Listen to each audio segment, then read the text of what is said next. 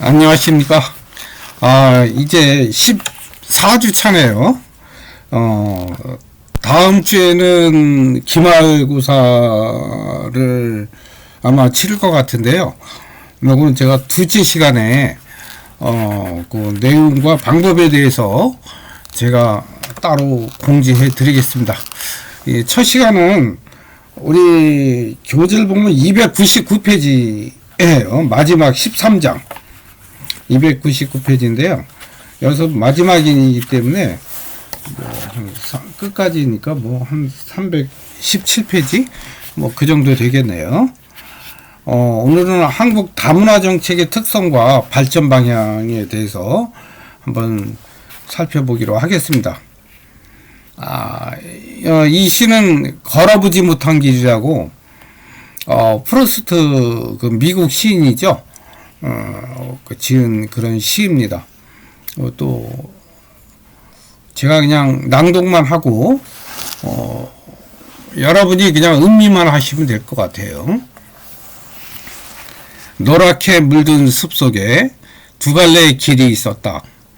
두 길을 다 가볼 수는 없기에 나는 서운한 마음으로 한참 서서 덤불 속으로 접어든 한쪽 길, 그 길에 보이는 끝까지 바라보았다.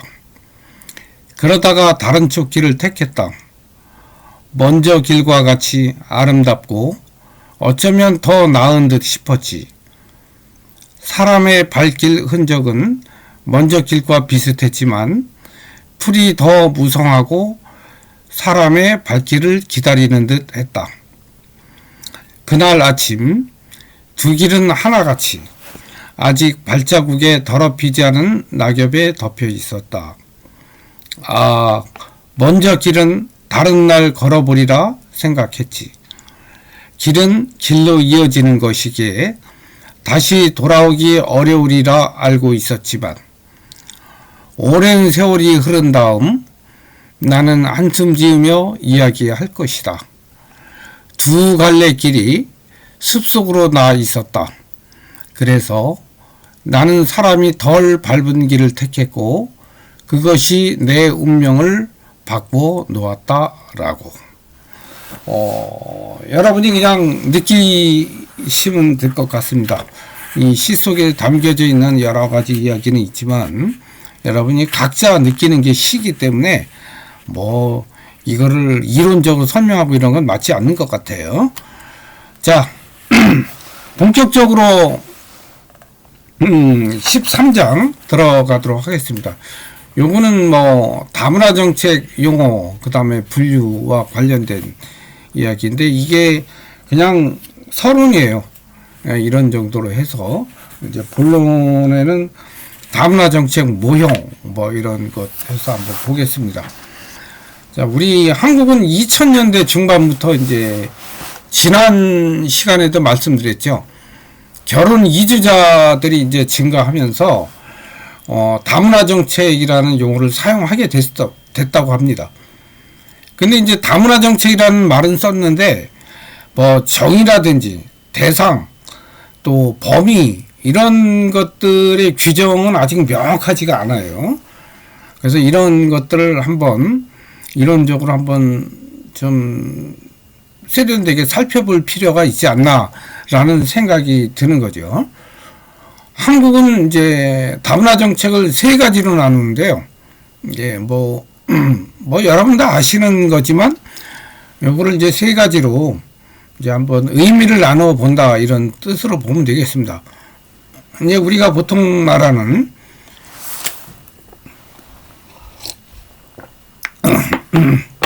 결혼 이주자들에 대한 다문화 정책이고요.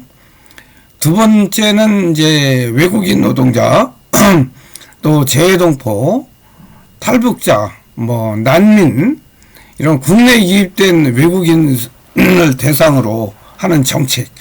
이거를 이제 다문화 정책이라고도 할 수 있고요. 그 다음에 세 번째는 성적 또는 종교적 소수자, 이런 사람들이 있잖아요. 이런 사람들 이제 포함하는 그런 정책. 그래서 그거를 다문화 정책, 이렇게. 다문화 정책은 뭐 의미로 보면 이렇게 크게 세 개로 나눈다 이런 뜻이고요. 여기에는 뭐 크게 우리가 이렇게 뭐 생각해보고 뭐 깊이 뭐 따져볼 만한 건 없습니다. 여러분 그냥 쭉 보시면 될 것 같아요. 이제 다문화 정책 모형 볼 텐데요. 여기에는 캐슬과 밀러라는 사람이 그 이주민 수용 방식에 따라서 차별적 배제 모형, 동화 모형, 다문화주의 모형 이렇게 나눠요. 근데 이제 이렇게 나누는데 우리가 요거를 한번 뭐 개념은 이해할 필요가 있을 것 같아요. 그래서 개념 이해가 먼저 돼야 여러분도 조금 편하죠. 이해하는데. 그래서 이제 이런 것들에 대한 개념 설명을 하나하나씩 해가겠습니다. 먼저 차별적 배제 모형은 이제 뭐 이거는 우리가 뭐 익히 우리 한국사에서 그동안 해왔던 그냥 이민자들을 이제 3D 노동시장이라 그러잖아요. 우리나라 사람들이 이제 굉장히 힘들어서 안 하는 위험한 시장들, 데인저리스. 그런 특정 영역에만 받아들이고, 그 다음에 이제 뭐 시민권이라든지 선거권 같은 그런 이제 뭐 공적인 영역에서는 받아들이지 않는 거죠. 이제 이 사람들은 그냥 쉽게 말하면 우리 노동시장에 그냥 노동자로만 이용하는 거고, 그냥 일하고 돈 벌고 가라 이런 의미였죠. 그걸 이제 차별적 배제 모형.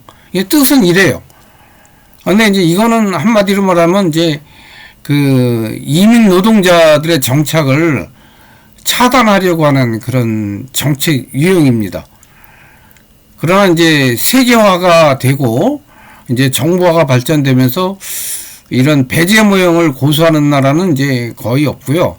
이제는 뭐 전문 기술 인력 이런 이주자들을 이제 유치하려는 그런 노력들을 이제 많이 기울이고 있습니다. 차별적 배제 모형의 뜻은 아시겠죠? 특정 노동시장에서만 받아들이고 공적 영역에서는 받아들이지 않는 그런 거죠. 차별, 그래서 차별적 배제 모형 이렇게 얘기합니다. 자, 두 번째는 동화 모형. 동화 모형은 이제 뭐냐면 이제 이런 거죠. 우리 뭐 지금 현재 우리나라 그 결혼 이주민들 이분들이 거의 이렇게 이제 해당되죠. 이제 자신이 가진 이제 출신이나 언어, 문화 등을 포기하고 우리 한국 사회의 특성에 이제 동화되는 거예요. 대신 이제 우리 한국의 그 국민이라는 그런 이제 주민등록증을 받게 되겠죠. 정체성을 이제 부여받는 거. 이제 이게 동화 모형입니다. 그러니까 이주민들은 그 주류 사회의 그 용광로에서 자기 고유성을 잃고, 그리고 이제 그 용광로 포트에서 그냥 단일한 국민으로 동화되는 거죠. 요걸 이제 동화 모형 이렇게 표현을 합니다.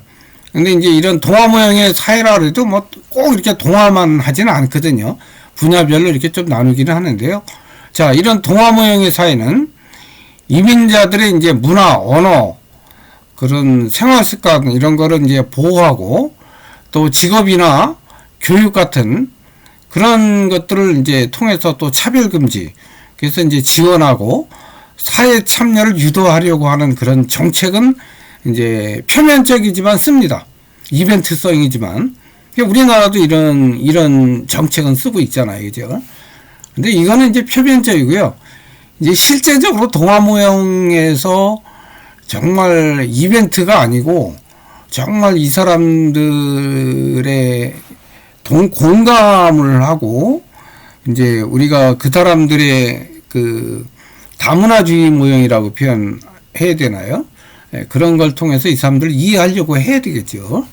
네, 어째 동화주의 모형은 멜팅폿, 그 용광로 이런 것과 같은 의미다라는 의미만 알고 계시면 될 것 같습니다. 자, 그 다음에 이제 마지막으로 다문화주의 모형이죠. 아까 얘기했죠. 모형은 세 가지 모형이 얘기했죠. 차별 배제, 그죠? 차별 배제하는 모형, 그 다음에 동화주의 모형, 그 다음에 다문화주의 모형, 이렇게 그래서 지금 세 번째 주의, 다문화주의 모형으로 가고 있습니다.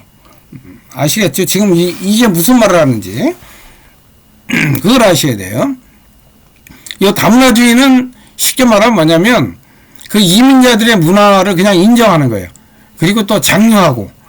그래서 이제 이 우리 한국 같은 사회에서 공존에 이제 목표를 두고 하다가 보니까 이들의 다양한 문화나 가치 또 습관을 그대로 이제 공존시키는 그런 통합 정책이죠.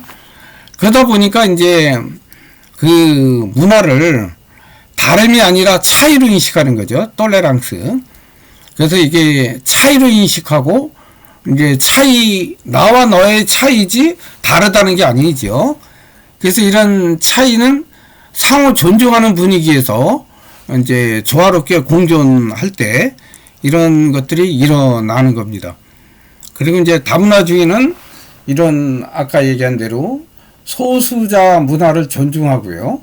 또 이런 이주민들의 다양성, 문화 다양성 자체를 우리 사회의 기본 원리로 이렇게 채택하는 걸 얘기합니다.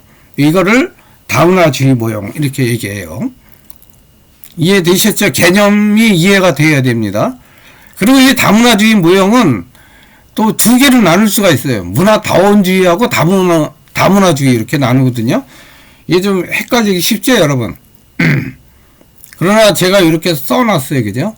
다문화주의 모형에는 문화다원주의와 다문화주의가 있다. 네, 이렇게 해야 돼. 그 다음에 다문화주의 모형은 아까 뭐라고 그랬어요?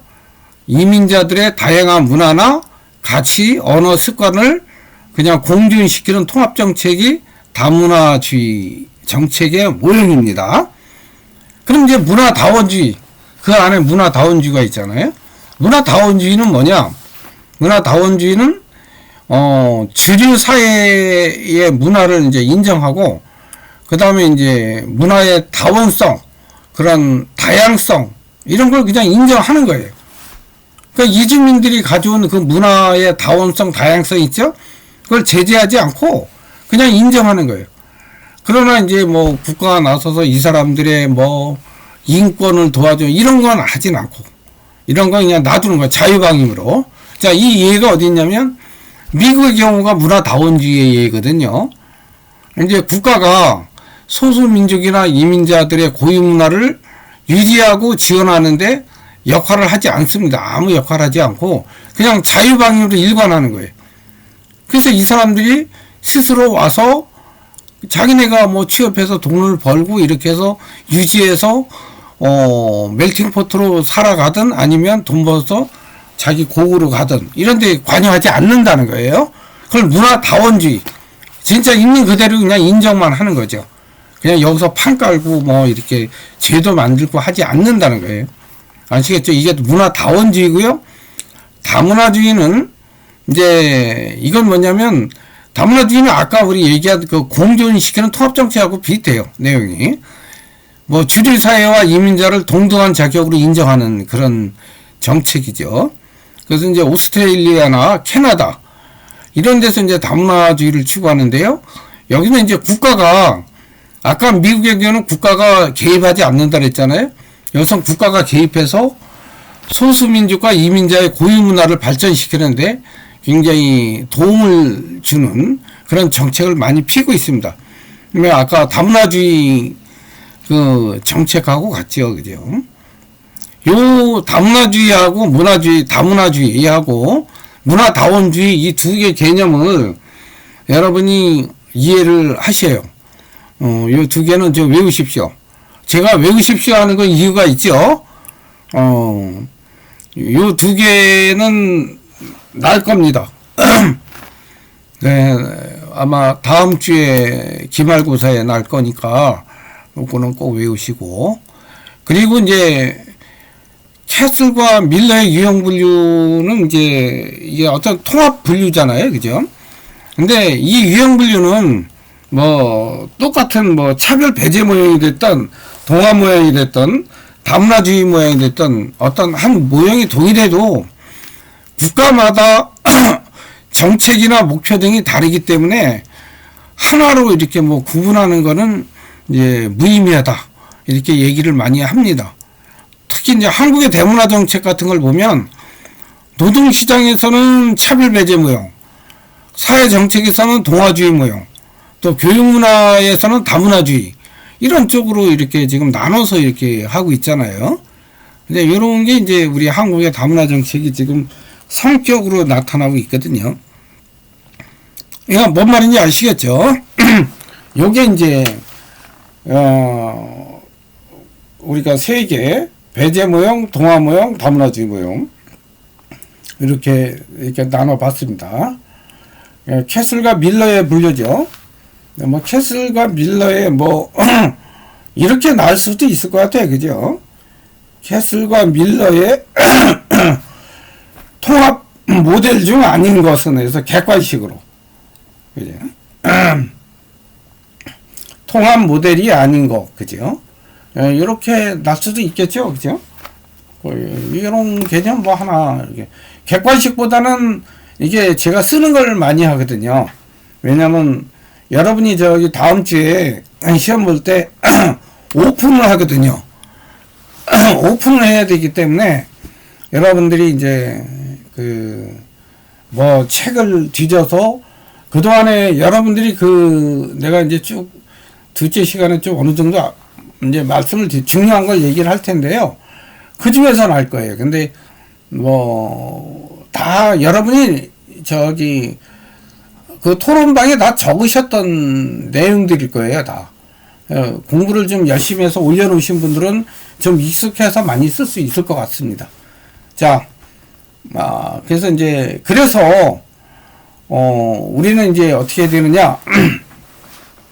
이번 시간은 그 문화다원주의, 또 다문화주의 있죠? 제가 아까 두 개 나눈다 그랬잖아요, 그죠?